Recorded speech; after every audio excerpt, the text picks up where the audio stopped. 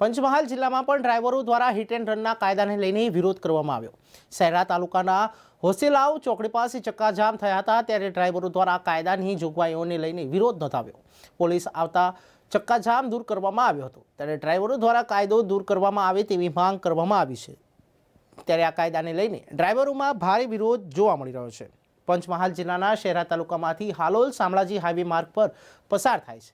શહેરના હોસીલાવ ચોકડી પાસે કેટલાક ટ્રક ડ્રાઈવરો દ્વારા એકઠા થઈને આ હિટ એન્ડ રનના કાયદાનો વિરોધ નોંધવામાં આવ્યો હતો, જેને લઈને કેટલાક ડ્રાઈવરોએ રોડની વચ્ચે ટ્રક આડી મૂકી દીધી હતી।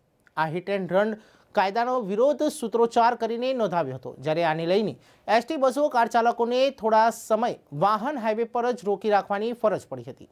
ત્યારે સમગ્ર મામલાની જાણ થતાં પોલીસની ટીમ આવી પહોંચી હતી અને પોલીસ દ્વારા લાંબા જામ થયેલા ટ્રાફિકના ખુલ્લો મૂકવામાં આવ્યો હતો। ડ્રાઈવરોએ મીડિયા સાથેની વાતચીતમાં જણાવ્યું કે આ કાયદો સરકાર રદ કરી દેવો જોઈએ તેવી માંગ છે।